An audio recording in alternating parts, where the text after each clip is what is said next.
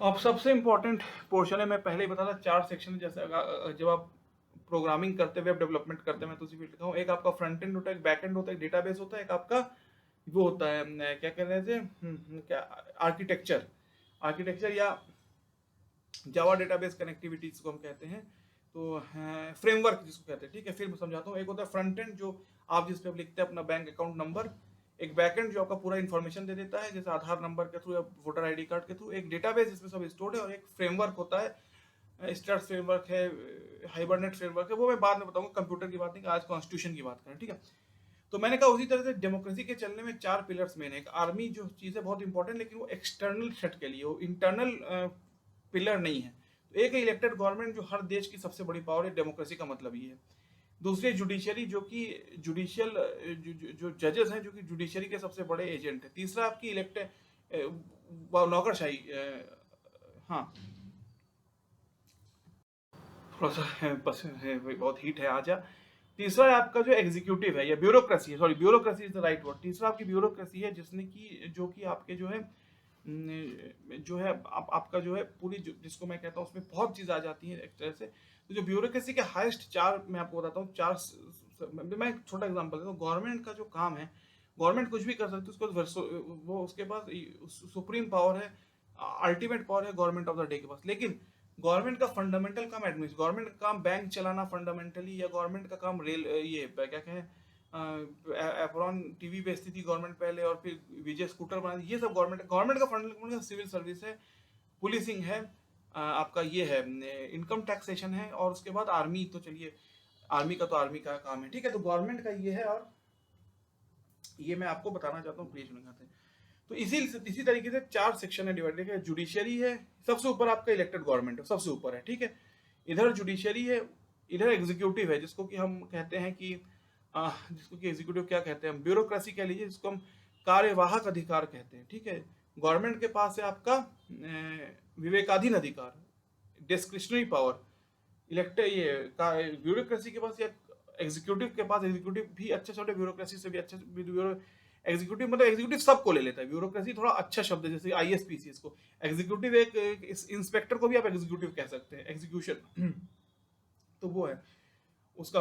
Third power है आपकी, जो ब्यूरोक्रेसी नहीं, जुडिशरी, जो जिसका काम है कि सोसाइटी में लॉ एंड ऑर्डर को इस्टेब्लिश करना, या एज पर कॉन्स्टिट्यूशन, और कॉन्स्टिट्यूशन के सबसे बड़े रखवाले एक पार्लियामेंट। और चौथा है मीडिया, जो कि रिपोर्ट करती है, ठीक है। पहले पब्लिक प्राइवेट मीडिया थी, सारे न्यूज़पेपर जो दूरदर्शन के थे, और वो थे दूरदर्शन के न्यूज़ वाले, वो जो उससे पैसा लेते हैं, वो गवर्नमेंट के एम्प्लॉय थे, जैसे कि अब तो फ्री प्राइवेट मीडिया पूरे इंडिया में। चलिए, ये पूरी बात खत्म होती है, अब दूसरे पॉइंट पे आते हैं जो मैं कहना। तो जुडिशरी बहुत इंपॉर्टेंट चीज़ है। इसके साथ मैं 3-4 केस डिस्क्राइब करूंगा, और आपको बताऊंगा जुडिशरी अच्छे अच्छे नेताओं, ये तो इंदिरा गांधी की बहुत अब बात आएगी जुडिशरी के चक्कर में, ठीक है। तो इंदिरा जी जब प्राइम मिनिस्टर बनी 69 में, तो उन्होंने पहला काम किया कि उन्होंने प्रीवी पर्स, जो राजा महाराजा जो मुस्लिम थे, हिंदू थे, वो जो आए थे इंडिया में, तो एक प्रीवी पर्स उन्हें दिया जाता था कि उन्होंने इंडिया को ज्वाइन किया, ये एक बात कह रहा है। और दूसरा चीज़ है आपका, क्या था मैं, हाँ, नेशनलाइजेशन ऑफ बैंक। मेरे पिताजी इलाहाबाद बैंक में नौकरी करते थे, वो पहले प्राइवेट बैंक था। अब अगर समझ लीजिए मैं कोई कंपनी खोलता हूँ, विप्रो, ठीक, या टेक महिंद्रा, या इन्फोसिस, या टीसीएस, या समझ लीजिए HCL, या माइंड ट्री, कुछ भी एक नाम समझे। अब गवर्नमेंट इसको ओवरटेक कर लेती है, और गवर्नमेंट कैसे, जैसे बैंक के एम्प्लॉय होते हैं, हम भी इसको गवर्नमेंट की तरह। यही था नेशनलाइजेशन, सारे प्राइवेट बैंक थे, हाई लेवल और छोटे छोटे लेवल के, इंडिया गांधी इसको नेशनलाइज कर दिया, और सबको नेशनल। तो जो प्राइवेट इंसान की प्रॉपर्टी थी, वो अब गवर्नमेंट के स्कैनर में आ गई, और गवर्नमेंट के फ्रेम में आ गई, ठीक है, या गवर्नमेंट के स्ट्रक्चराइजेशन में आ गई। तो इससे बहुत वो बुरा हुआ, क्योंकि प्राइवेट जो भी आप काम करते हैं, समझ लीजिए कोई भी प्राइवेट मॉनिटरी अफेयर है, वो आउट ऑफ लिमिटेशन है। जैसे कहते हैं ना, सरकारी नौकरी करोगे तो ठीक है, भूखे नहीं मरोगे, हर महीने सैलरी पहुंची। प्राइवेट करोगे तो करोड़पति बनोगे, तो भिखारी बनोगे, कुछ नहीं। हम बच्चे थे तो हमारे घर वाले, क्योंकि जितना उनका लेवल ऑफ नॉलेज था, प्राइवेट वाले या तो नोटी नोट होता है, तो वो या तो सड़क पे आ जाते हैं। गवर्नमेंट वाले साल भर उनको कोई प्रॉब्लम नहीं होती। ये एक फंडामेंटल मेंटेलिटी जब हम बच्चे थे, हमारे घर के लोग कहते हैं, ठीक है।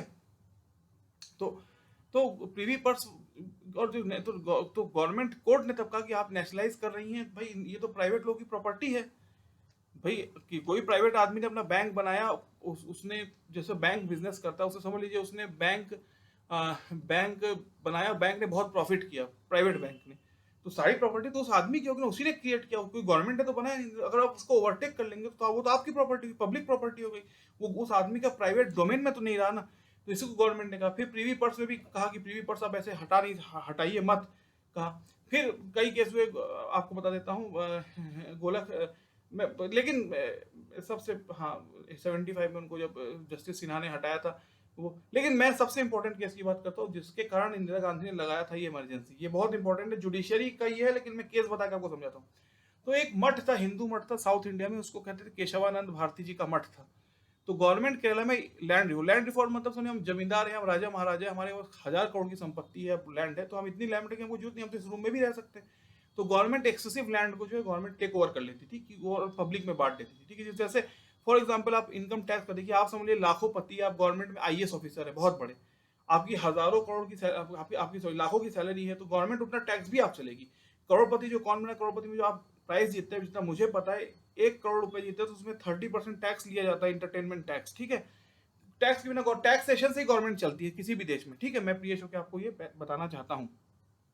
तो केशवानंद जी का केस था, तो उसने दिल्ली में आके, केरला में हाईकोर्ट में भी, दिल्ली में कहा कि धर्म इंडिया में जो हमने आर्टिकल आपको पता है, fundamental right to religion and practice of religion, fundamental right. आप किसी धार्मिक स्थल की जमीन नहीं ले सकते, और आप ये धार्मिक स्थल को स्कैन भी ऐसे नहीं कर सकते प्राइवेट कंपनी की तरह, प्राइवेट वाइन शॉप या प्राइवेट बर्गर शॉप की तरह।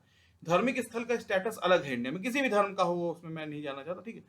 तो उसने क्या, तो फिर गवर्नमेंट ने कहा, गवर्नमेंट ने उनकी लैंड नहीं थी, गवर्नमेंट ने कहा कि हम इलेक्टेड गवर्नमेंट है, डेमोक्रेसी का सब कुछ इलेक्शन के ऊपर है, जिसको जिसको जिसको एक्सट्रीम एक्सट्रीम क्या एक्सट्रीम ना कहो आप इसको, कि अल्टीमेट पावर ऑफ डेमोक्रेसी कहते हैं, अल्टीमेट पावर या highest power of democracy election को कहते हैं उसके। इसीलिए मैं इलेक्शन, मतलब इलाहाबाद का नाम प्रयागराज एक गवर्नमेंट ही रख सकती है, और क्या नाम में, वो औरंगाबाद का नाम संभाजी नगर, ये गवर्नमेंट ही रख सकती है, ठीक है। और दूसरा नाम क्या था, फैजाबाद का नाम अयोध्या, ठीक है। ये कोई आईएएस पीसीएस नहीं कर सकता, ठीक है। मैं आपको मोटा मोटी समझा रहा हूँ, तो गवर्नमेंट का क्या रोल है और आईएएस पीसीएस का क्या रोल होता है, मैं डिफरेंस आपको समझाना चाहता हूँ, ठीक है। तो जो ये केशवानंद भारती केस हुआ था मिसेस इंदिरा गांधी के वक्त, तो तब जो है उसने कहा कि भाई, जैसे मैंने आपको समझाया, नाम चेंज कर दिया डिस्ट्रिक्ट का, गवर्नमेंट ने आर्टिकल 370 को हटा दिया, ये काम गवर्नमेंट के हाथ में ही है, ठीक है। मैं आपको मोटा मोटी प्रियेश होकर बताने की चेष्टा कर रहा हूँ। तो जो केशवानंद भारती जी का जो पूरा ये केस था, ये वाला पूरा जो इशू था, उसमें क्या था, तो गवर्नमेंट ने कहा, तो गवर्नमेंट का आर्गुमेंट था कि भाई हमको लोगों ने चुना है, हमारा काम लोगों का सेवा करना, अगर हम जमीन ले कुछ कर ले, हम सेवा के लिए, या हम देश को हम चलाएंगे, हमारा मैंडेट है। तो फिर तो भाई, अगर किसी गवर्नमेंट को आप समझ लीजिए बीजेपी का 500 में 500 सीट आ गई, तो कल को कहेगी कॉन्स्टिट्यूशन कचरा फेंक दो, हम नया कॉन्स्टिट्यूशन बनाएंगे, क्योंकि हम ही देश के मालिक है। बीजेपी भी ये कह सकती है, ठीक है ना। प्रियेश होने के नाते मैं आपको ये कहना चाहूंगा। तो तो तब गवर्नमेंट ने कहा, मिस्टर पालकी वाला मोस्ट प्रोबेबली केस लड़ रहे थे इसका, ये बात कहना नहीं चाहूंगा, मैं कोर्ट केस की बात कर रहा हूँ, जुडिशरी को समझाने की। तो तब जाके जो है गवर्नमेंट ने कहा ठीक है, आप सब कीजिए, चेंज कीजिए, ट्रांसफॉर्मेशन लाइए, लेकिन क्योंकि आप लोग अच्छा चाहते हैं, लेकिन एक बेसिक स्ट्रक्चर उस पर आप चेंज नहीं ला सकते। मतलब एक, जैसे अगर आप मुझसे अभी, मैंने कॉन्स्टिट्यूशन, अगर कॉन्स्टिट्यूशन की आप बात करें, तो कॉन्स्टिट्यूशन का सबसे basic fundamental duties, fundamental right है, प्रियम्बल है। डायरेक्टिव प्रिंसिपल जो है, जैसे उसमें शराब पीना, या शराब को रोक करना, या गौ हत्या को रोकना, या इन चीज़ों को रोकना, ये चीज़ें जो है डायरेक्टिव प्रिंसिपल जो है, ये चीज़ें स्टेट डिसाइड, ये चीज़ें स्टेट के पास। डायरेक्टिव प्रिंसिपल में मतलब आपका जो कहते हैं ना, एक जैसे, फिर मैं लैपटॉप का जो मेन मदरबोर्ड है, ऑपरेटिंग सिस्टम है, म्यूजिक सिस्टम, पेन ड्राइव, ये हार्ड डिस्क, और क्या नाम है, हार्ड डिस्क, पेन ड्राइव, और क्या नाम है आपका, और क्या नाम है, मोबाइल कनेक्टिविटी, जो बाहर से मोबाइल को आप लैपटॉप से जोड़ते हैं, ये सारी चीजें जो एक्सटर्नल पार्ट है। मेन पार्ट आपका लैपटॉप, ये आपका मदरबोर्ड है, और आपका ये हम आपसे बात कर, मदरबोर्ड है, और ये है आपका ऑपरेटिंग सिस्टम है, ठीक है। तो उसी तरह से गवर्नमेंट ने इंदिरा गांधी जी से कहा कि आप लॉ बनाइए, चेंज कीजिए कॉन्स्टिट्यूशन, और आप पूरे जो एडमिनिस्ट्रेटिव मशीनरी में बदलाव ला सकते हैं लोगों के भलाई के लिए, लेकिन आप बेसिक स्ट्रक्चर को नहीं। इसी को बेसिक स्ट्रक्चर केस कहते हैं। इंदिरा गांधी जी कहा जाता है, जब जस्टिस सिन्हा ने इंदिरा गांधी जी के इलेक्शन को इलीगल, रॉन्ग कहा, और उनको 6 साल के लिए उनको डिवेयर कर दिया इलेक्शन से, कि इंदिरा गांधी जी को, तो इंदिरा गांधी सुप्रीम कोर्ट जा सकती थी, लेकिन उन्होंने उसका नहले पे नहला फेंका, और उन्होंने इमरजेंसी डिक्लेयर कर दिया कि देश में इमरजेंसी, आपातकाल है, ठीक है, 75 में। अब जब ये देश में इमरजेंसी तो दो जूनियर जज को सुपरसीड करके एमएन रे को जज बनाया गया उसमें इंदिरा जी द्वारा। लेकिन जब एमएन रे को जज बनाया गया इंदिरा जी द्वारा तो एमएन रे ने फिर केशवानंद भारती केस को सॉल्व करने की कोशिश की, लेकिन जो 6-7 से जो वर्डिक्ट मिला था केशवानंद भारती केस में इंदिरा की the government can not change the basic structure, फिर वो जज आ ही नहीं, उन्होंने कहा इमरजेंसी में हम इस माहौल में जुडिशरी में रहेंगे ही नहीं, जो हो गया केशवानंद। तो केशवानंद भारती 73 का जो जजमेंट था वही फाइनल जजमेंट था, और आज तक उसको कोर्ट किया जाता है। सुप्रीम कोर्ट ने 7:6 के रेशियो में कहा था कि हम जो है बेसिक स्ट्रक्चर को नहीं चेंज कर सकते। तो इंदिरा गांधी ने तो चलिए प्रेम्बले को चेंज कर दिया, सोशल सेक्युलरिस्ट और यूनिटी एंड इंटीग्रिटी ये दो जोड़ के। लेकिन ये बात है केशवानंद भारती केस आज भी जो है कांग्रेस किसी भी पार्टी अगर तानाशाही करनी चाहे तो केशवानंद भारती केस है कि सुप्रीम कोर्ट ने उस समय बांग्लादेश जीता, जिस प्राइम मिनिस्टर जीता, जिस prime minister atom bomb experiment कराया था, उतनी जो नेहरू की डॉटर थी, मोतीलाल जी की ग्रैंड डॉटर थी, गंगाधर नेहरू की पर पौत्री थी, उनके सामने सुप्रीम कोर्ट खड़ी हो गई और कहा कि आप बेसिक स्ट्रक्चर को चेंज नहीं कर सकते। तो ये बहुत बड़ा अचीवमेंट है, आशा करता हूँ आप समझेंगे। ठीक है।